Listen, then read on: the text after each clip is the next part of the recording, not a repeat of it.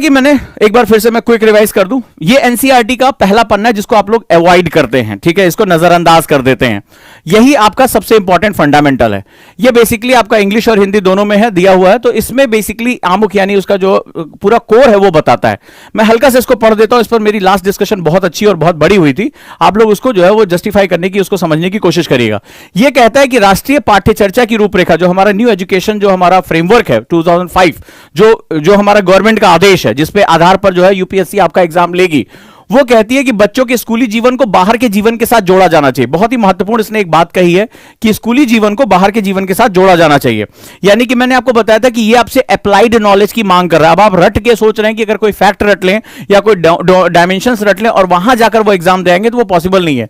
ये कहता है कि आपको बाहरी जीवन से जोड़ा जाना चाहिए। दूसरी बहुत महत्वपूर्ण बात करता है, कहता है कि ये जो प्रिंसिपल है ये किताबी ज्ञान की उस विरासत के विपरीत है। यानी कि किताबी ज्ञान का मतलब होता है मगिंग, ठीक है, मगअप, मैंने याद कर लिया, मैंने फैक्ट याद कर लिया, आज मैंने 50 पेज पढ़ लिया, आज मैंने 100 पेज पढ़ लिए। कहता है कि हमारा जो फ्रेमवर्क है जिसपे गवर्नमेंट इसी के आदेश पर जो है वो यूपीएससी एग्जाम लेगा या कोई भी जो पीसीएस एग्जाम होगा वो इसी के बेस पे होगा। इसको बहुत ध्यान से समझ लो और इसको कंठस्थ कर लो। ये याद रखना, अगर आप इसको नहीं समझ पाओगे तो आप किसी और डायरेक्शन में जाओगे और यूपीएससी किसी और डायरेक्शन में जाएगा और फिर आप कहते हैं कि साहब हम तो फेल कर गए या हमारा जो है हमसे क्रैक नहीं हुआ। उसके पीछे कुछ फंडामेंटल रीजंस हैं। अगला कहता है कि यह सिद्धांत किताबी ज्ञान की उस विरासत के विपरीत है जिसके प्रभाववश हमारी व्यवस्था आज स्कूल और घर के बीच अंतराल बनाए हुए। मतलब कि आज हम अपने लाइफ में उसको कोई अप्लाई नहीं कर पा रहे हैं, हम स्किल में कन्वर्ट नहीं कर पा रहे हैं, हम उसको रट रहे हैं, हम डिग्री ले रहे हैं, हम स्कूल पास कर जा रहे हैं, लेकिन उसके बाद हमारे जीवन में उसका कोई महत्व नहीं रह जा रहा है। फिर कहता है कि नई राष्ट्रीय पाठ्यक्रम पर आधारित पाठ्यक्रम पुस्तकें, ये जो हमारी एनसीईआरटीज बनाई गई हैं, इस बुनियादी विचार पर अमल करने का प्रयास है। इस प्रयास में हम हर विषय को एक मजबूत दीवार से घेर देने और जानकारी को रटा देने की प्रवृत्ति, क्या कहता है, मगअप द डाटा। कहता है कि ये जो रटा देना यानी कि हम जो है लर्न करना, मेमोराइज कर लेना, उसको याद कर लेना, खूब ढेर सारे फार्मूले, खूब ढेर सारा फैक्ट, हिस्ट्री के फैक्ट्स, ज्योग्राफी के फैक्ट्स, बोला ये रटा देने की प्रवृत्ति का विरोध करते हैं। ये खुद कह रहा है कि हमें आपको रटाना नहीं है, हमें ये नहीं कि आप घंटों बैठ के खूब ब्रिलियंट हो, खूब याद कर डाला, मेमोरी अच्छी है, बोले नहीं। इसीलिए मैंने आपसे कहा यूपीएससी में आज भी 50% बच्चे वो आते हैं जो सेकंड डिविजनर होते हैं या कभी 12th में फेल हो गए या अपनी लाइफ में बहुत एकेडमिकली ब्राइट नहीं होते हैं। ये आपको पता होना चाहिए क्योंकि यूपीएससी जो होता है वो क्या कहती है, कहती कि हमें एक सिविल सर्विसेज एप्टीट्यूड वाला बंदा चाहिए जो समझ रखता हो, रटने वाली प्रवृत्ति नहीं, यानी कि जो सिचुएशन के अकॉर्डिंग जो बिहेव करता हो, क्या करता हो, अकॉर्डिंग टू द सिचुएशन जो है वो अगर बिहेव करता है तो हमें वो स्टूडेंट चाहिए।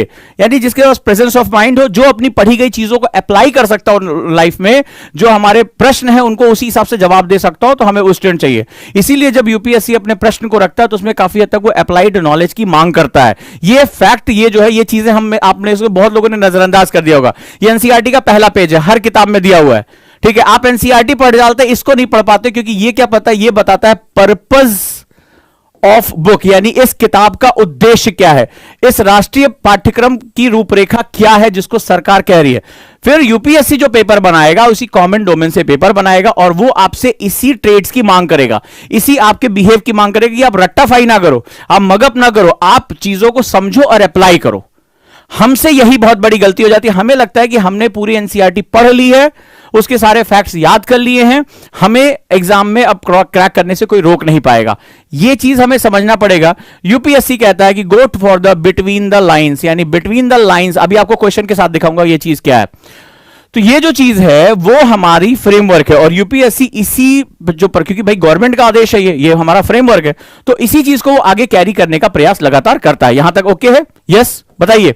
हाँ सर ओके। मैं इसको बहुत डिटेल में, अगर मेरी वीडियो देखोगे तो मैंने हिंदी और इंग्लिश में इसको बहुत लंबे समय से इसको जो है एग्जाम्पल के साथ समझाया हुआ है, और बहुत ध्यान से समझना, नहीं तो क्या होगा, तुम्हें मौसी के घर जाना है लेकिन पता नहीं एड्रेस का, तो इधर है यूपीएससी, ठीक है, तुम क्या करोगे, सर मुझे आईएएस बनना है, यूपीएससी करना है, सर पहली बार में टॉप करना है, फलाना। अभी किसी ने पूछ रहा था हिंदी वाले का क्या होगा, अंग्रेजी वाले का क्या होगा, फलाने वाले का, सारी बातें जो है वो बहुत उलझन वाली हैं। और तुम क्या होगा, अपनी एनर्जी को लेकर चल दोगे दूसरे डायरेक्शन में, तो क्या होगा, कभी तुम्हारा मिलन होगा लबासना से? तो जब मिलन नहीं होगा तो फिर कहां से तुम्हारे सपने पूरे होंगे? तो फिर हम क्या होता है, बहाने गढ़ते हैं कि फलनवा का नहीं हुआ, ढकनवा का नहीं हुआ, क्योंकि वो है कि ठीक है, कहीं पर निगाहें कहीं पर निशाना।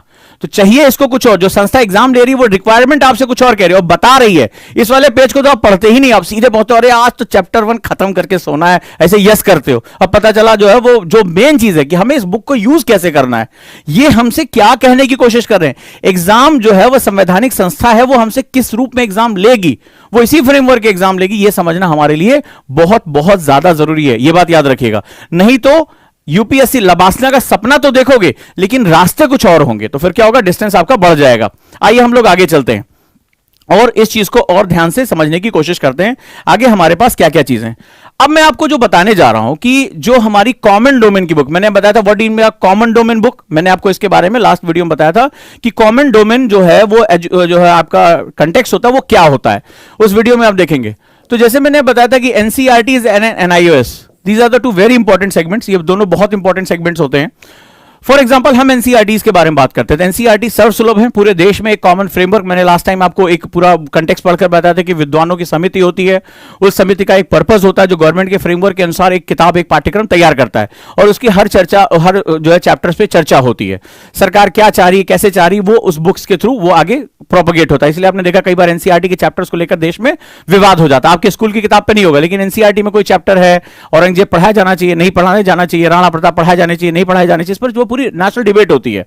तो ऑब्वियस ही बात है, जब आप एक अखिल भारतीय संस्था यानी कि आप यूनियन पब्लिक सर्विस कमीशन का हिस्सा बनना चाहते हैं तो वो इस तरह के कॉमन डोमेन का इस्तेमाल करेगी। अब सवाल यह है कि एनसीईआरटी को पढ़े कैसे, ठीक है। जैसे मैंने आपको एक हल्का सा एग्जांपल दिया था, छोटा सा नन्हा सा एग्जांपल दिया था कि these are the books of geography itself. ये ज्योग्राफी की 6वीं 12वीं किताबें, बहुत छोटी, देखो कितनी हल्की फुल्की किताबें हैं, ठीक है, केवल ज्योग्राफी की। अरे देखो अच्छा खासा इसमें वजन है और बहुत अच्छा खासा सेगमेंट है। अब हमें क्या करना है, इसी तरह की हिस्ट्री, पॉलिटी, इकोनॉमी, साइंस।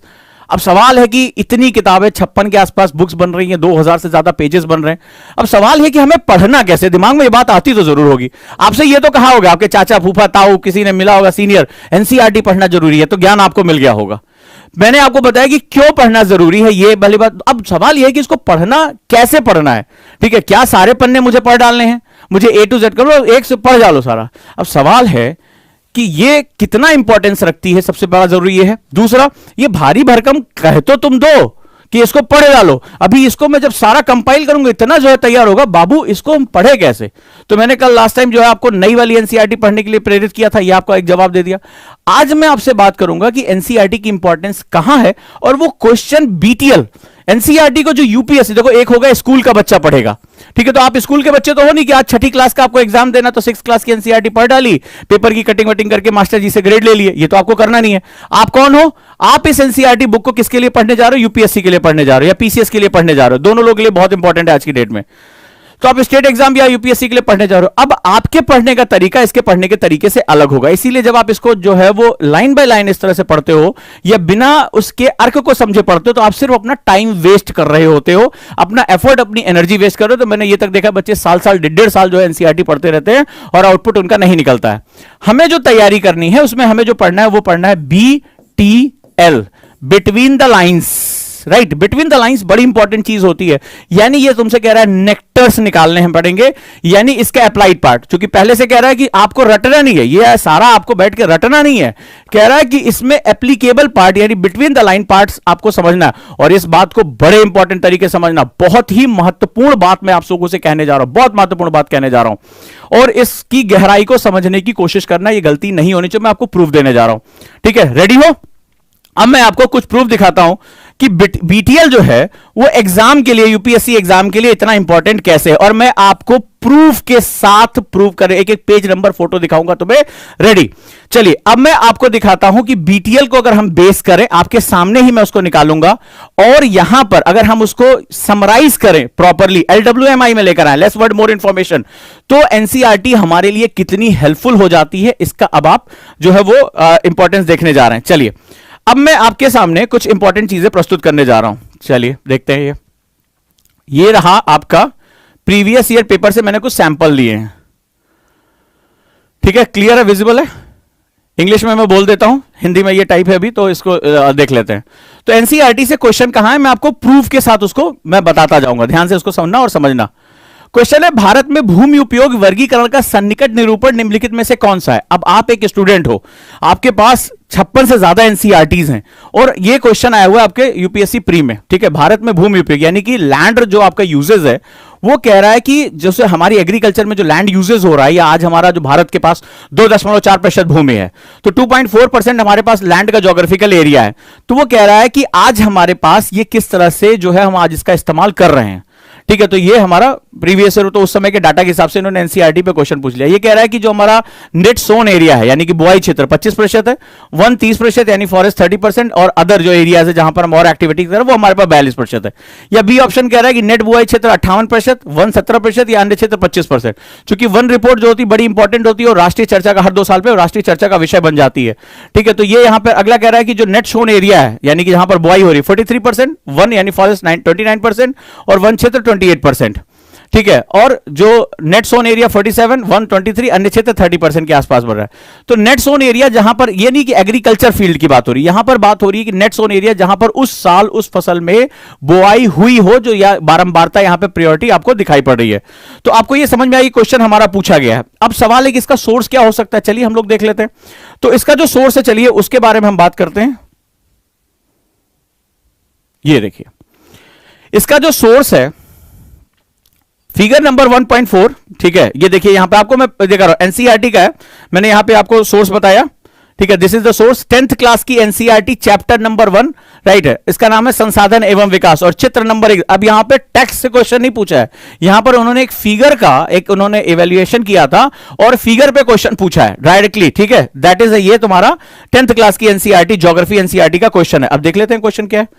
अब देखिए ये है रहा हमारा क्वेश्चन। अब ये देखिए ये रहा आपका चित्र नंबर 1.4, राइट। और कह रहा है कि ये एक पाई चार्ट है, इसीलिए आपने देखा होगा आप जब सीसैट पढ़ते हैं, आपको पता है ना सीसैट में आपके मैथ्स में एक पोर्शन होता है डाटा इंटरप्रिटेशन, पाई चार्ट। आप लोगों ने अगर सिलेबस देखा होगा, प्री में आपका आता है मैथमेटिक्स, ठीक है, सीसैट, तो उसमें आपको पाई चार्ट, बार ग्राफ, ये सब आपको पढ़ना पड़ता है, डाटा इंटरप्रिटेशन पढ़ना पड़ता है। एक्चुअली आईएएस ऑफिसर को अपनी लाइफ में बहुत सी फाइलों में data interpretation, pie chart, bar graph, अभी आपने देखा कोविड के कितने केसेस हैं उनके ग्राफ दिए गए, राज्यवार ग्राफ दिए जा रहे हैं, कहां कितनी डेथ हो रही है, कहां कितना वैक्सीनेशन हुआ, ये डाटा उनको हमेशा पढ़ना पड़ता है। इसीलिए यूपीएससी ने क्या किया, वहां पर 2011 में बदलाव किए और 2011 में बदलाव करके उन्होंने मैथमेटिक्स में वो चीजें डाली जो आगे चलकर आपकी लाइफ में ट्रेड्स हैं, जो आपको यूज करना पड़ेगा as an IAS officer, IPS officer. आपके राज्य में कितना अपराध हो रहा है, कितनी महिलाओं के खिलाफ, ये सब क्या होगा आपको पाई चार्ट या बार ग्राफ में हमेशा मिलता रहेगा। अब इसने कोई टेक्स्ट ना इस्तेमाल करके डायरेक्टली देखो यहां से क्वेश्चन उठा लिया, डायरेक्टली क्वेश्चन उठाया यहां से, एनसीईआरटी का पहला स्रोत। आइए आगे देखते हैं। अगला क्वेश्चन है, कह रहा है कि शेवराय पहाड़ियां कहां स्थित हैं। फैक्ट बेस्ड ज्योग्राफी का क्वेश्चन है, शेवराय पहाड़ियां कहां स्थित है। अब तो और ज्यादा कॉम्प्लेक्स क्वेश्चन आने लगे, तो मैं छोटे छोटे एग्जांपल के थ्रू आपको बताता रहूंगा, ठीक है। अब देखिए ये क्वेश्चन आया, ये यूपीएससी प्री का क्वेश्चन कह रहा है आंध्र, कर्नाटक, केरल, तमिलनाडु कहां पर हमारे पास ये मिल रहा है। अब इसका जो सोर्स है वो 9th क्लास की एनसीईआरटी है, चैप्टर नंबर 2 ज्योग्राफी, नाम है भारत का भौगोलिक स्वरूप, पेज नंबर 14। चलिए देख लेते हैं। ये आपका सोर्स भी मैं आपको बता दे रहा हूं कहां से क्वेश्चन आया हुआ है, ये प्री का क्वेश्चन कहां से हमें मिला हुआ है। चलिए देख लेते हैं।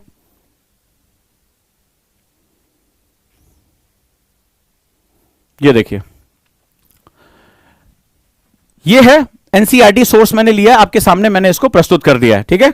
ये आपके सामने यहां पर मैं आपको इसको प्रेजेंट कर रहा हूं, राइट। जब आप जाएंगे, ये 9th क्लास की एनसीईआरटी है, राइट। और जब आप पेज नंबर 14 पे पहुंचेंगे तो आपको यही दिखाई पड़ेगा, मैंने यहां से सोर्स इसका लिया है। तो सीधे सीधे कह रहा है, ये देखिए पूर्वी घाट का, यहां पे मैं आपको प्रूफ के साथ दिखा रहा हूं, आप जाके चेक कर सकते हैं।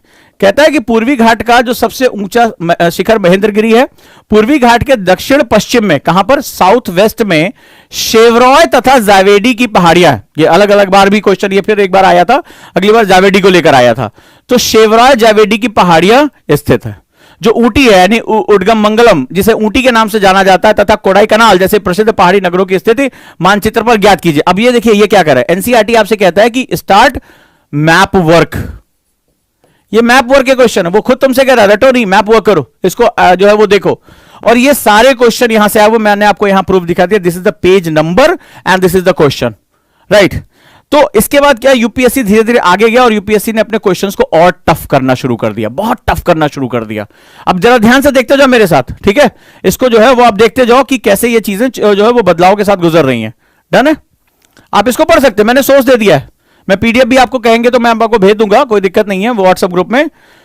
तो इसका मैंने जो है वो आपको पूरा, ये आपके सामने देखिए, ये देखिए, जैसे किसी बच्चे ने कहा जूम कर दीजिए, यही क्वेश्चन था ना, फिर से कहिए तो मैं क्वेश्चन दिखा देता हूं, क्वेश्चन को आप दोबारा देखें ध्यान से। कह रहा है शेवराय पहाड़ियां कहां स्थित हैं, ठीक है, तो ये आगे मैप वर्क कह रहा है। अब जरा यहां ध्यान से देखिएगा, ये क्वेश्चन है और ये रहा इसका सोर्स, ठीक है, ये इसका सोर्स है पूरा। अगर आप पढ़ेंगे तो पश्चिमी घाट की ऊंचाई, आप ये जैसे जाएंगे अनाईमुड़ी की तथा फलाना डोडा बेटा है, पूर्वी घाट का सबसे ऊंचा पर्वत ये है, और पूर्वी घाट के, दैट इज इन द पूर्वी घाट, शेवराय तथा जैवेडी की पहाड़ियां स्थित हैं। अब आप क्या करोगे, अब जो मैं आपको ये मुझे आपको सिर्फ दिखाना, ये महत्वपूर्ण मुद्दा नहीं था, जो आपको मैं बीटीएल वर्ड यूज कर रहा था, जिसमें आप सबसे बड़ी गलती करते हो, और जब आप उसको रीड आउट करते हो, आप मगअप करते हो, याद करते हो, आपसे बिगेस्ट मिस्टेक होती कहां है, जिस पर आप ध्यान नहीं दोगे। क्वेश्चन का नेचर क्या था, क्वेश्चन में पहाड़ी का नाम दिया था, ये शेवराय वाली पहाड़ियां ये देखिए आपके सामने है, ठीक है, पहाड़ी का नाम तो उसने दे दिया कि ये पहाड़ी है, कि ये शेवराय पहाड़ियां कहां है, लेकिन उसमें उसने स्टेट पूछा था, ठीक है, स्टेट पूछा था। अब आपका क्या है, और इसमें जो है एनसीईआरटी में दिया है पूर्वी घाट, कि ये केवल पूर्वी घाट के, और पूर्वी घाट कई जो है वो स्टेट से होकर गुजरता है भाई। इंडिया के दो सबसे प्रमुख जो है वो पर्वत श्रृंखलाओं के रूप में हमें दिखा जाता है, पश्चिमी घाट और पूर्वी घाट, Western Ghats and Eastern Ghats. तो ये सेगमेंट बहुत इंपॉर्टेंट है, बड़ी बारीकी से इस बात को समझिएगा कि ये क्या मैं कह रहा हूं। तो आप जरा देखिए, इसमें स्टेट का नाम तुम्हें कहीं नहीं दिखाई पड़ रहा है, ठीक है, इसमें स्टेट, क्योंकि वो क्या होगा, वो पूरा पूर्वी घाट ऐसे जो है वो जा रहा है, ठीक है, भारत में अगर आप मैप में देखेंगे यहीं पे दिया हुआ है इसके साथ। अब बीटीएल किसे कहते हैं, आपके दिमाग में आ गया, सर इसमें तो ठीक है किया है, क्वेश्चन में स्टेट पूछा है, यहां पर पर्वत कहां किस श्रृंखला का भाग है और कौन सी पहाड़ी है, उसकी ऊंचाई क्या, ये डाटा इसने दे दिया है। लेकिन जो सबसे महत्वपूर्ण था, जिस पर टीचर आपकी मदद करता है या कोई आपका गाइड, आप मेंटर आपकी मदद करता है और मगब से रोकने को बताते हैं, जिसे हम लोग कहते हैं बीटीएल।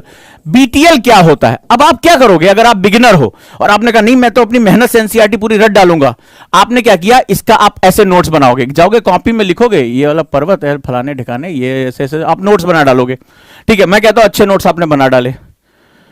लेकिन इसमें जो बीटीएल है वो देखो क्या है, वो ये कहता है, उसने खुद कह दिया, यूपीएससी वाले कोई बेवकूफ थोड़े ना है, वो तुम्हारे दिमाग के साथ खेलते भाई, उन्हें 13 लाख लोगों में से अपने काम के 12,000 मेंस के लिए छांटने हैं, तो कैसे छांटेगा, वो जानता है कि तुम गलती कहां करोगे। उसका एग्जामिनर बहुत जाना माना प्रोफेसर होता है जो एग्जाम कॉपी सेट करता है, या कई पैनल्स जो होते हैं वो जो है वो बनाते हैं क्वेश्चन पेपर, तो बड़े स्मार्ट लोग होते हैं, वो ये जानते हैं कि तुम गलती कहां करोगे, उनको एक नेचर पता होता है, साइकोलॉजी पता होती है, कौन सा स्टूडेंट रटने वाला और कौन सा स्टूडेंट समझ का है। तो उन्हें क्या होता है, प्री एग्जाम छन्नी होती है, छन्नी का मतलब छान लेना, तो उन्हें नॉन सीरियस स्टूडेंट छांटने होते हैं, अपने काम के उन्हें 12,000 14,000 बच्चे निकालने। उन्हें क्या है, इसमें लिखा है कि प्रसिद्ध पहाड़ी नगरों की स्थिति। अब ये देखो, इसमें खुद कह रहा है, एनसीईआरटी कह रहा है कि जो सिचुएशन है सिटीज की या स्टेट्स की, उनको मानचित्र में ज्ञात कीजिए, दिया नहीं है, कह रहा है ज्ञात कीजिए, यानी यू हैव टू आइडेंटिफाई। अच्छा, जब स्टूडेंट खुद पढ़ता है तो अगर मैं कम से कम 100 से ज्यादा बच्चों के नोट्स देख चुका हूं जो ये खुद से कह रहे हैं कि सर हम करेंगे या करेंगे, मैंने देखा, आप कर सकते हैं, ऐसी कोई दिक्कत वाली बात नहीं है, लेकिन मिस्टेक्स से बचाना मेरा काम है। आप साल 2 साल बाद वो चीज सीखें, अपना समय बर्बाद करें, वो मुझे तकलीफ होगी, क्योंकि उसकी कीमत आप अंदाजा नहीं लगा सकते, उसकी कीमत आपके लिए क्या हो सकती है, ठीक है। तो अब वहां पर क्या होगा कि हम यहां जाएंगे और यहां पर हम एक चीज महत्वपूर्ण तरीके से देखेंगे कि आपने उसको स्किप कर दिया, आपका पूरा फोकस, आप मुझे एज ए स्टूडेंट बताइए आपका फोकस क्या होता, आप पहाड़ियां लिखते, अनाईमुड़ी कितनी ऊंची है, डोडा बेटा कहां है, ये पूर्वी घाट में, आप क्या चीज स्किप करते, आप ये वाला पार्ट स्किप कर देते कि मुझे अभी इसके साथ मैप जोड़ना है, क्योंकि मैप तो आपको लगता है कि बाद में पढ़ना है ना, आप मैप स्किप कर देते, और यही आपका बीटीएल है, बिटवीन द लाइन, एक्चुअली में जो कॉन्सेप्ट है वो ये है। तो बीटीएल आपका सबसे इंपॉर्टेंट, अब आप ये स्किप कर जाते हो, और यूपीएससी वालों ने, अभी आपको मैंने प्रूफ दिखाया कि उन्होंने इस डाटा को यूज किया है, लेकिन इस डाटा को एग्जाम में क्वेश्चन नहीं पूछा है, आपके सामने मैंने प्रूफ किया। इसमें कहीं स्टेट का नाम दिया है ना, इसके लिए क्या करना होगा, आपको बीटीएल निकालना पड़ेगा, इसको बोलते हैं बिटवीन द लाइंस, यानी दी गई चीज में मुझे कॉन्सेप्ट निकालना है। क्योंकि अगर रटी रटाई चीज दे देंगे तो हर बद्दा एससीईआरटी जो तुम्हारे जो कई सालों से 4-5 साल से तैयारी कर रहा है, ठीक है, पुराना कमरा लेके, जिसके आगे के बाल झड़ गए हैं, ठीक है, और जो मतलब अपने उम्र के 30वें उत्तरार्ध में है, 5 साल से तैयारी कर रहा है। तो नए बच्चे, जो साफिन वाफिन जैसे नए बच्चे जो आईपीएस बन रहे हैं, आईएएस बन रहे हैं, ये टीना डाबी जैसे 21 साल 22 साल के लोग आईएएस बन रहे हैं, उनको तो कभी मौका नहीं मिलता, क्योंकि जब तक बुजुर्ग आगे हटेंगे नहीं, जैसे परिवारों में होता है कि जब तक वो बढ़ के भैया जो है उनकी शादी नहीं हो जाएगी, तब तक पीछे वाले बेचारे एक नंबर ही नहीं आता है शादी का। ठीक है, तो वहां पर भी यही होता है कि जब तक वो तुम्हारे बुजुर्ग हट नहीं जाते, तब तक ये हमारे जो नए बच्चे हैं, ये जो अभी ग्रेजुएशन में जाएंगे या ग्रेजुएशन के खत्म होते होते उनको आईएएस बनने का जज्बा है, आईपीएस बनने का, वो तो खत्म हो जाता। तो यूपीएससी उसके लिए शॉर्टकट देता है, कहता है कि आपके अंदर अगर अंडरस्टैंडिंग है, आप इसी दिए गए फैक्ट में अगर आप बीटीएल पकड़ सकते, मोस्ट वेलकम, आप सभी का बहुत बहुत स्वागत है। तो यहां पर भी हम लोग को क्या करना है, आपको समझ में आया, मैंने प्रूफ के साथ दिया कि एग्जाम में जो क्वेश्चन पूछा है वो डाटा इसमें से मिसिंग है, वो डाटा आपको क्या करना पड़ेगा, ऐड करना पड़ेगा। और मैं आपको अंदाजे से बता दूं, अगर आप बिगिनर हैं और आपको वो नशा चढ़ा हुआ है कि मुझे खुद से आज एनसीईआरटी फोड़ के खत्म कर देना है, अभी अगला क्वेश्चन देखना और मजेदार है, अगला क्वेश्चन तो वो उसका भी बाप है और मजा आएगा तुम्हें इसमें। तो उसमें क्या होगा, आपको अगर ये लग रहा है तो वहां पर आप मुझे सोच के बताइए कि अभी आप अंडर ग्रेजुएट है, पहली बात एनसीईआरटी पढ़ रहे हैं, आपके दिमाग में ये बात आएगी कि मुझे इसमें बीटीएल कैसे लेकर जाना है। ये तो इतना एक्सपीरियंस हमने किया, इतना रिसर्च किया, हमारा काम रात दिन का यही है, हमारी टीम का काम यही है, तो हमें वो चीज समझ में आएगी यूपीएससी के एग्जामिनर का माइंडसेट कैसे ट्विस्ट करता है, वो कैसे जो है वो इतने लाख बच्चों में से कुछ हजार बच्चों को छाटेगा, उसका ट्रिक तो है, वो ट्रिक बीटीएल है। So this is the biggest mistake in the reading of NCERTs, कि ये वाली लाइन को हम अरे ज्ञात करने के लिए कह रहा है, भक हम पहले नोट्स बना ले, इसको भाड़ में जाइए ज्ञात व्यात करना, आप इसको सबसे पहले स्किप कर देंगे और यही तुम्हारा क्या बन गया, आया क्वेश्चन, ये आया। दिस इज द फैक्ट जो मैं आपको बताने की कोशिश कर रहा हूं। हम चित्रों को जैसे मैंने इससे पहले का क्वेश्चन मैंने छांट इस तरह क्वेश्चन दिए, हम उसको जो पाई चार्ट है, बार ग्राफ, हम उसको छोड़ देते हैं। आप भी नोट्स में उसको आप कभी शामिल नहीं करोगे, बहुत इक्का दुक्का मैंने देखा बच्चों को, वो आप मुझे ईमानदारी से बनाना, जो इससे पहले मैंने आपको ये पाई चार्ट दिखाया था, इसको लोग अवॉइड कर देते हैं। मैंने देखा अरे सर ये कुछ ग्राफ दिया, ठीक है, लेकिन अब देखो सीधे क्वेश्चन यहां से पूछ लिया, तो इसका मतलब है we need to identify this, हमें इसको आइडेंटिफाई करने की आवश्यकता है। समझ गए? अब आ जाओ अगले क्वेश्चन पे, और मजेदार है। इसमें यूपीएससी ने अपने एग्जाम क्वेश्चन पूछने का पैटर्न चेंज कर दिया। इसको हम लोग बोलते हैं पजल बेस्ड क्वेश्चन। आगे जो मैं तुम लोगों को बताने जा रहा हूं उसको हम लोग बोलते हैं पजल बेस्ड क्वेश्चन। ये वाले क्वेश्चन बहुत निगेटिव मार्किंग के लिए रिस्पॉन्सिबल होते हैं। इसको हम लोग स्टेटमेंट बेस्ड क्वेश्चन कहते हैं। इसमें दो तरह के स्टेटमेंट दिए जाते हैं और इसमें पूछा जाता है कि which statement is a true, and जो सेकंड स्टेटमेंट उसको जस्टिफाई कर पा रहा है या नहीं कर पा रहा है, इस तरह के क्वेश्चन हम पूछते हैं। अब इसको हम लोग पजलिंग, यानी ये दो अलग अलग इंफॉर्मेशन, ये क्वेश्चन में निगेटिव मार्किंग करने के चांसेस सबसे ज्यादा होते हैं। मैंने जितने भी स्टूडेंट से अभी तक बात की है, सबसे ज्यादा निगेटिव मार्किंग वर्क होता है, तो इस टाइप के क्वेश्चंस में हमें देखने को मिलता है। क्वेश्चन कह रहा है कि काली नदी भारत के दक्षिणी भाग में पूर्व की ओर बहने वाली नदी है। फैक्ट लिया है, फैक्ट उठाया, बोला कि जो आपकी काली रिवर है, काली रिवर वो इंडिया के जो साउदर्न पार्ट है उसमें ईस्टर्न साइड में बहने वाली एक नदी है। ठीक है, ईस्टर्न साइड में, ईस्टर्न घाट की तरफ बहने वाली एक रिवर है। दूसरा कह रहा है दक्कन पठार अपने पश्चिमी किनारे पर, दैट मींस अब इस क्वेश्चन का नेचर अलग हो गया। पहले में उसने डायरेक्शन और फैक्ट पूछा है, एक नदी का नाम दिया है और फैक्ट पूछा। क्वेश्चन का नेचर समझना आपके लिए बहुत जरूरी है, क्वेश्चन क्या है। लेकिन दूसरे में क्या कर रहा है, ये उसके फिजियोग्राफिक कैरेक्टर के बारे में बात कर रहे हैं। इसको हम लोग पजल बेस्ड क्वेश्चन, यानी कि अलग अलग इंफॉर्मेशन को जोड़कर एक क्वेश्चन बना देना। ये कहीं से एब्सोल्यूट डाटा के रूप में नहीं मिलेगा। तो जो स्टूडेंट डाटा अपनी कॉपी में खुद खूब लिख रहे हैं, डाटा खूब याद कर रहे हैं, वो सावधान हो जाएं। उनके लिए बहुत बड़ी मिस्टेक्स अब जो है वो सर पर आ रही है। आपको क्या करना है, अब जरा क्वेश्चन को ध्यान से समझना। कह रहा है दक्कन है जो हमारा 5 लाख स्क्वायर किलोमीटर का एक लावा पठार है, कह रहा है दक्कन पठार अपने पश्चिमी किनारे पर, किस किनारे पर, जो वेस्टर्न मार्जिन है उस पर उच्चता पर है, यानी कि वो हाईलैंड के फॉर्म में है, in the form of highland, और पूर्व में बंगाल खाड़ी की दिशा में यानी ईस्टर्न साइड में उसकी मंद प्रवणता है, यानी कि उसकी ढाल स्लोअर होती चली गई है। अब ये पूरी तरीके से एक फिजियोग्राफिक, यानी उसकी जो फिजियोग्राफिक कैरेक्टर का क्वेश्चन है, जो आज के समय में बहुत इस तरह के क्वेश्चन अबेंडन जो है यूपीएससी प्री में आने लगे हैं, जहां पर वो अलग अलग, यानी स्टूडेंट को इस क्वेश्चन का जवाब अगर आपको सोचना है तो इस समय आपको पूरे दक्कन के पठार को विजुअलाइज करना पड़ेगा, क्योंकि ये दो अलग अलग इंफॉर्मेशन, अभी मैं आपको प्रूफ के साथ दिखाऊंगा। ये दो अलग अलग इंफॉर्मेशन और ये दो अलग अलग चैप्टर्स है।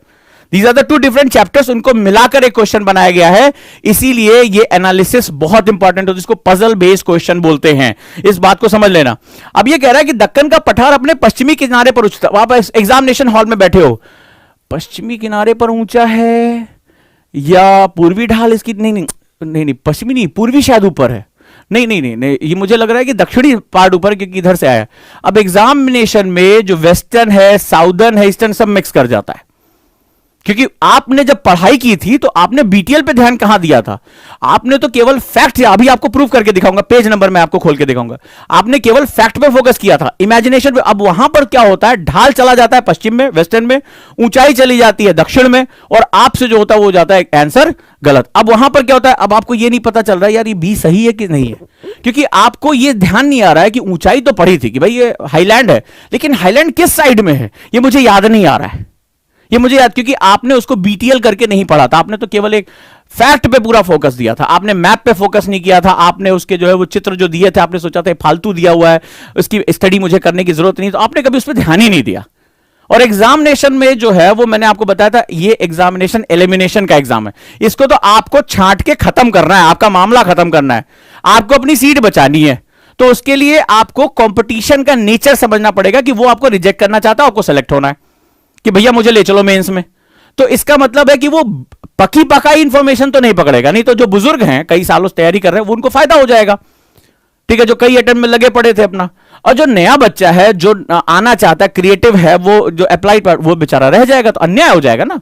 ये एग्जामिनेशन कहता है मेरी रिक्वायरमेंट पूरी करो, स्वागत है आपका, आप 21 साल के हो, आ जाओ कोई बात नहीं है। और है हमारे आपके बच्चों में, आप यूट्यूब पे देखते हैं कितने जो है सक्सेसफुल होते हैं, छोटे छोटे बच्चे। अभी आपने प्रदीप कुमार का देखा, मूछें भी पूरी नहीं आई, राष्ट्रपति के सामने भाषण दे रहे हैं, ठीक है, प्रशासन संभाल रहे हैं, उनसे उम्र में कई कई बड़े लोग उनको सलामी दे रहे हैं, सैल्यूट ठोक रहे हैं, ठीक है, देख के लगता है कि कार से कोई बच्चा उतर के भी सीधे सीधे आ गया है, ठीक है, पूरी पूरी मूछें भी नहीं आई हैं, अभी जो है वो हल्के हल्के बाल हैं, और आईएएस है, उनके सामने भारतीय प्रशासनिक सेवा लिखा हुआ है। तो ये हमारे आपके बीच से तो निकल रहे हैं लोग, और कहां से निकल रहे हैं, ब्रह्मांड के बाहर थोड़े जा रहे हैं, लेकिन उनको पता है कि रिक्वायरमेंट है क्या। ये सभी बहुत पिछड़े क्षेत्रों से, बहुत जो है अंडर प्रिविलेज लोग, लेकिन इन्होंने इनकी संघर्ष की प्रवृत्ति रही है, पढ़ने के तरीकों को उन्होंने लगातार बदला, अपनी गलतियों से सीखा है। तो आज जो लोग हैं वो अपनी गलतियों से सीखे मेरे साथ। अब चलिए मैं आपको प्रूफ दिखाता हूं इसमें, ठीक है। अब देखिए, आ जाओ, ये है आपका प्रूफ, मैं आपको बता देता हूं कहां से है, मैं आपको इसमें दिखा देता हूं। ये है पेज नंबर 12-13, 9th क्लास की NCERT chapter number 2, page number 12-13 से, यानी चैप्टर का नाम है भारत का जो है भौतिक स्वरूप, the physiographic form of India, ठीक है। तो चैप्टर नंबर 2 से ये क्वेश्चन आया हुआ है, जिसमें ये वाला पार्ट अलग है और ये वाला पार्ट अलग है, दो, इसको पजल बेस्ड क्वेश्चन कहते हैं, इनका डोमिनेंस होता जा रहा है। तो मैं आपके सामने लेकर आ रहा हूं, ये फिगर नंबर 2.8 दिया हुआ, प्रायद्वीपीय पठार, ठीक है, मैं हिंदी में भी दिखा दे रहा हूं, इंग्लिश में भी ये अवेलेबल है। तो प्रायद्वीपीय पठार कहता है, प्रायद्वीपीय पठार एक मेज क्या करते हैं, जैसे टेबल टॉप स्ट्रक्चर, जो पुराने क्रिस्टलीय आग्नेय व रूपांतरित शैलों से बना हुआ है। अब यहां पर क्या होगा, हम क्या करते हैं, हमारा बच्चा क्या करता है, इसको नोट डाउन कर लेता है, but what do you mean by table top structure. अब बीटीएल क्या करेगा, बीटीएल क्वेश्चन पूछेगा कि ये लिखा हुआ है मेज की आकृति, मैंने बच्चों के नोट्स देखे, मेज की आकृति, वाह पहला पॉइंट एकदम रेडी, मैंने शॉर्ट में कर लिया, इस पूरी लाइन को मैंने 2 पॉइंट में लिख लिया, बहुत मजा आया।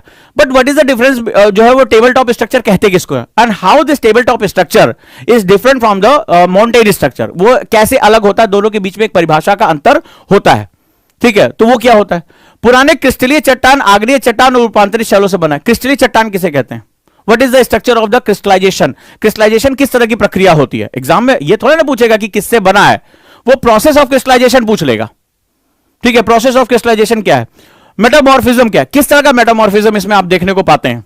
फिर कहता है ये गोंडवाना भूमि के टूटने, अब ये 2011 का भी क्वेश्चन है। गोंडवाना हमारा सबसे प्राचीन पार्ट है जो कभी पैंजिया का हिस्सा बना करता था, अब इसके पीछे आपको बीटीएल पे जाना पड़ेगा। और गोंडवाना सबसे प्राचीन चट्टाने होने की वजह से जो कार्बोनिफेरस युग में जो बहुत बड़े परिवर्तन हुए थे उसकी वजह से हुआ था। 2011 में क्वेश्चन पूछा गया था कि भारत का 90% कोयला, अब इसी को बेस बनाकर, भारत का 90% कोयला निम्नलिखित में से किस प्रकार की चट्टानों में पाया जाता है। 90% of the coal occurs in which type of rocks, यही से बेस बनाकर क्वेश्चन बनाया था। 90% हमारी चट्टानें गोंडवाना चट्टानों में पाई जाती है। क्वेश्चन के डेरिवेटिव्स बदलते रहते हैं, आपने इसको पढ़कर छोड़ दिया, अगली बार यहीं से क्वेश्चन आ जाएगा, ठीक है। तो प्राचीनतम भूभाग का हिस्सा, इस पठारी भाग में चौड़ी तथा छिछली घाटियां, आगे देखो गोलाकार पहाड़ियां हैं, अगला इसका अगला पेज है ये। दो मुख्य भाग है, मध्य उच्च भूमि यानी कि सेंट्रल हाईलैंड बोलते हैं, ये सेंट्रल में हाईलैंड है, तथा दक्कन का पठार। नर्मदा नदी के उत्तर में प्रायद्वीपीय भाग का वो। अब इसको पढ़ने के लिए आपको मैप की जरूरत पड़ेगी, ठीक है। आप मैप के साथ उसको देखते जाओगे, और जो हमारे आंसर दिए हुए हैं ये पूरा इसके साथ ये आगे उन्होंने जोड़ दिया कि मध्य भूमि से विंध्य श्रृंखला की दक्षिण में, कहां पर, दक्षिण में। तो जो ऑप्शन आपके दिए हुए थे उसमें से कोई भी मैच नहीं कर रहा है, ठीक है, मैच ही नहीं कर रहा है, ठीक है। तो इसका सीधा सा मतलब है कि अगर आपने इसको ध्यान से पढ़ा और आपने इसका क्या किया, बीटीएल किया, सबसे इंपॉर्टेंट बात लिख लो, अगर आपने इसका बीटीएल किया है तो निश्चित रूप से याद रखिएगा, निश्चित रूप से आप इस बीटीएल के थ्रू इसका आंसर दे पाएंगे। अगर आपने इसको एज इट इज रटा है, एग्जाम में क्वेश्चन देखा कितना कंफ्यूजिंग किया था, कितना कंफ्यूजन किया था, दो अलग अलग पार्ट्स को जोड़े और एक क्वेश्चन के भी दो पार्ट कर दिए। ठीक है, यहां पर दक्षिण के बारे में बात कर रहा है, ठीक है, कह रहा है तो वेस्टर्न में तो ये धीरे धीरे राजस्थान के साथ चला जाएगा। ठीक है, दक्षिण के मध्य उच्च भूमि कहां पर, साउदर्न साइड में, ऑप्शन में ही नहीं था। तो ये तब होगा जब आप इसको विजुलाइज करोगे या बीटीएल के साथ जोड़ोगे इसको, यानी बिटवीन द लाइंस के साथ इसको अटैच करोगे, तभी आप इसके साथ सरवाइव कर पाओगे। नहीं तो बाबू 2000 पन्ने, ठीक है, जब इसको लगाओगे, जब इतना भारी, इसको पढ़ने के बाद शून्य बटा सन्नाटा जो है वो टोटल जो है वो आपके हाथ लगेगा। मैं नहीं चाहता कि किसी ओजांकियन का एक भी घंटा बर्बाद हो, वो टू द पॉइंट। इसीलिए मैं कोशिश कर रहा हूं, इसीलिए रिसर्च कर रहा हूं कि तुम्हें सही रास्ते पे, तुम्हें कैसे जाना है वो तुम तय करोगे, लेकिन सही रास्ते पे जाना है और सही तरीके से जाना है। ठीक है, सपने हम में से और आप में से लोग देखते हैं, लेकिन कुछ लोग ऐसे होते हैं अपने सपनों को पूरा करते हैं और कुछ लोग ऐसे होते हैं सिर्फ भटकते रहते हैं। तो मैं उनका संबोधन कर रहा हूं, उनसे बात कर रहा हूं जिनको अपने ड्रीम्स में बिलीव है। ये जो बच्चे हैं जो आप सेलेक्ट हो रहे हैं, ये कहीं अंतरिक्ष से नहीं आए, इनके जीवन भी अगर देखोगे तो इनके जीवन में बहुत संघर्ष है। अगर आपको लग रहा है आपका लाइफ बहुत टफ है, इनकी लाइफ के बारे में पढ़ो, उन्मुल खेर के बारे में पढ़ो, तो आप ये देखोगे इनका शरीर काम नहीं कर रहा था, इनके परिवार साथ नहीं थे, इनकी गरीबी, इनके जो है वो गोविंद जायसवाल के बारे में पढ़ो, तो आप इनको देखोगे इनके जीवन में बहुत कठिनाइयां रही और इन कठिनाइयों से पार पाते हुए ये फेलियर थे, समाज के ताने झेल रहे थे। एक चीज था कि इनको सुधार करना था, इनको अपनी गलतियों से सीखना था। जब आज की डेट में आप यही जब थर्ड रैंक और इन सब के जब आप सुनते तो कहते हैं कि मेरे से जो गलतियां हुई आप ना करें। जो शिक्षक के रूप में आज वो हैं तो वो कह रहे हैं कि मेरे से जो गलती हुई, मुझे 3 अटेम्प्ट लग गए, 4 अटेम्प्ट, आप ना करें, आपको बता रहे। लेकिन आप नहीं सुनोगे या उसको जब तक सुनकर अप्लाई नहीं करोगे तो फिर आप गलतियां करते रहोगे। हो सकता है वो भाग्यशाली थे या मेहनती थे, उन्होंने चौथे पांचवें अटेम्प्ट में अपने आप को पा लिया, लेकिन हो सकता है कि आप चौथे पांचवें अटेम्प्ट में भी अपने आप को ना पा पाओ, खत्म हो जाए मामला, फिर क्या करोगे, जीवन भर पछताते रहोगे। पछताना नहीं है, सही रास्ते पे चलना है, सही तरीके से तैयारी करनी है और आप बहुत अच्छे से प्रिपरेशन कर सकते हो। समझ में आया? आज आपको प्रूफ के साथ बताया, ऐसे बहुत से प्रूफ हैं। ठीक है, ये भरा पड़ा, आगे मेरे क्वेश्चन जो है वो भरे पड़े हैं, तो ये आप समझने की कोशिश करो कि कितना इंपॉर्टेंट है हमारे लिए, कितना महत्वपूर्ण है हमारे लिए। डन है? आपको प्रूफ के साथ मिल गया। जो चीज मेरी आज सक्सेस रही, अगर मेरी बात पहुंची कि बीटीएल क्या होता है, यानी कि यूपीएससी ने हमें एनसीईआरटी मिला तो है, डाटा भी बहुत अच्छा ऑथेंटिक है, लेकिन अगर इस डाटा को अगर हमने इनहैंस करके नहीं पढ़ा तो ये हमारे लिए दिक्कत हो जाएगी। मैं एग्जांपल देता हूं, कैसा मतलब होता है कि आपको कितने फ्रंट पर इस एक एनसीईआरटी को ही खाली अगर एक एग्जांपल लूं मैं, तो कितना आपको जो है वो चैलेंज है। आपको एक छोटी सी बात बताता हूं। अब जैसे मैं फिर से वापस फर्स्ट क्वेश्चन में आता हूं, मेरी बात को बड़े ध्यान समझना प्रूफ में। अब जैसे आपके सामने यही क्वेश्चन आ जाता है, पुराना क्वेश्चन है, ठीक है, फॉर एग्जांपल पहले यूपीएससी में आया हुआ है, मान लो इसी साल आपका या अगले साल आपका प्री में क्वेश्चन आ जाए। अब इसमें क्या होगा, वन का जो क्षेत्र है वो बदल गया। फॉर एग्जांपल आपका इसी साल एक वन रिपोर्ट आ जाती है। अब आप देखिए कि सारा डाटा आप उसमें समझ रहे हैं, जान रहे हैं, लेकिन आपको करंट के साथ भी अपडेट रहना पड़ेगा। ठीक है, यानी कि जो होने वाले परिवर्तन है, सरकारों के द्वारा होने वाले प्रयास हैं, वन रिपोर्ट की जो आपके रिपोर्ट्स आई हुई हैं उसमें भी, और अब उसमें जो ट्विस्ट होता है, जब आप उस रिपोर्ट को पढ़ोगे तो ऐसा नहीं है। अब क्या होता है कि हम लोग क्या करते हैं, मैगजीन एक ले आते हैं मंथली और उसमें रट लेते हैं कि भारतीय वन रिपोर्ट के अनुसार जो है वो भारत में इतना वन क्षेत्र, इतने फॉरेस्ट है, आपने उसको याद कर लिया, आपको लगा बहुत स्मार्ट है, अब यूपीएससी के एग्जामिनर की आप ऐसी तैसी कर देंगे, आज उसकी जो है इज्जत उतार लेंगे। लेकिन वो सबका माई बाप है। अब मैं आपको बताता हूं कैसे। यहां पर उसने एक गेम खेला वर्ड्स के साथ। बीटीएल का बहुत मतलब होता है, बीटीएल बहुत बड़ी आर्ट होती है, ये एक दिन में या 1 घंटे में नहीं सीखी जाती है। ये कहता है नेट बुआई क्षेत्र, यानी कि नेट सोन एरिया। आपको नेट सोन एरिया जब आप पढ़ोगे उसका मतलब तुम्हें नहीं पता है, आपने उसको रट लिया। यही जब एनसीईआरटी जब आप जाओगे अगली क्लास में, 7th क्लास की एनसीईआरटी पढ़ोगे, तो यहां पर एक दिया है कि भारत के 52% पे, मैं आपको प्रूफ के साथ दिखा सकता हूं, भारत के 52% हिस्से पे खेती की जाती है, 53% पे। ठीक है, भारत के इतने बड़े हिस्से पे खेती की जाती है। अब वहां पर एग्रीकल्चर हो रहा है, आपको इसमें डाटा दिया हुआ है, 7th क्लास की एनसीईआरटी, 8th क्लास की एनसीईआरटी में दिया हुआ है कि आपका जो है वो भारत के 53% हिस्से पे खेती हो रही है, आपने पढ़ लिया। यहां पर आप जब एग्जाम में क्वेश्चन देने आए तो कह रहा है कि नेट सोन एरिया। अब आप एग्जामिनेशन में क्या करोगे, एग्रीकल्चर फैक्टर को नेट सोन एरिया के साथ मर्ज कर दोगे और कहोगे यार ये तो बड़ी गड़बड़ हो गई, क्योंकि ये 2 अलग अलग फैक्टर्स हैं और दोनों एनसीईआरटी में दिए हुए हैं।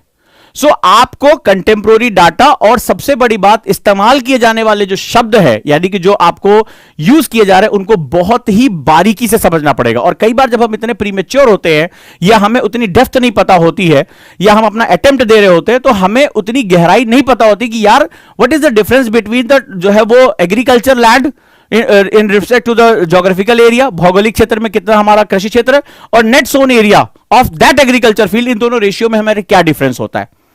फिर हमसे क्या होता है, एग्जाम में बहुत बड़ी गलती हो जाए, हम बारीक गलतियां करके चले आते हैं और हमारा सिलेक्शन नहीं होता है। तो मेरी आज की जो कोशिश थी वो यही थी।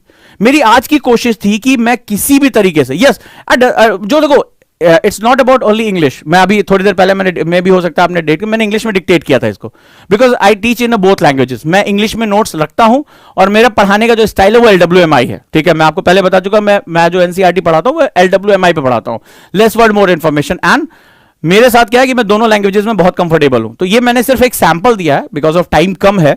सो एक सिंपल सा, that is a net sown area, मैं उसी के बारे में बात कर रहा हूं। तो आपको बारीकी समझ में आई कि ये जो डाटा है, इस तरह का data, that is given for the agriculture land also, and they ask the net sown area, the difference between the total agriculture land and the net sown area, यानी कि कुल बुआई क्षेत्र और कुल जो है कृषि क्षेत्र के बीच का जो अंतर अगर आप नहीं जान पाओ, क्वेश्चन पक्का गलत है, गया आपका।